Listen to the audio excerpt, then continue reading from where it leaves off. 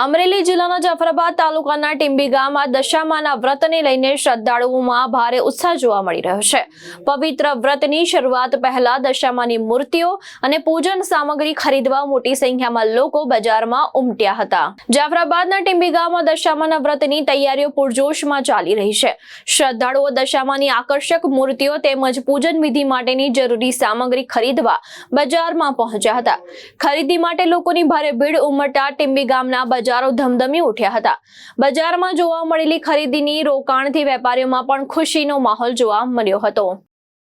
ત્રિવેદી માં ભગવતી પૂજા સામગ્રી ડેકોરેશન આજે સવારથી લઈ અને અત્યાર સુધી દશામાં નિમિત્તે જે તહેવાર આવી રહ્યો છે ત્યારે મૂર્તિ, ચૂંદડી, પછી અગરબત્તી, હાર, પ્રસાદી, ઘી વગેરે વસ્તુ માટે આજે એટલી ટ્રાફિક રહી છે, લોકોની એટલી ઉમટી ભરેલી હતી કે એની કોઈ સીમા નહીં।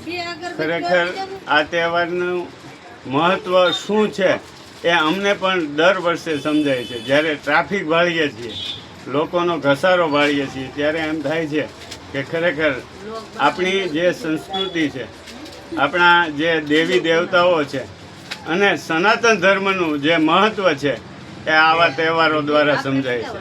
અસ્તુ। મહેશ બારૈયા, દ્રષ્ટિકોણ ન્યૂઝ, અમરેલી।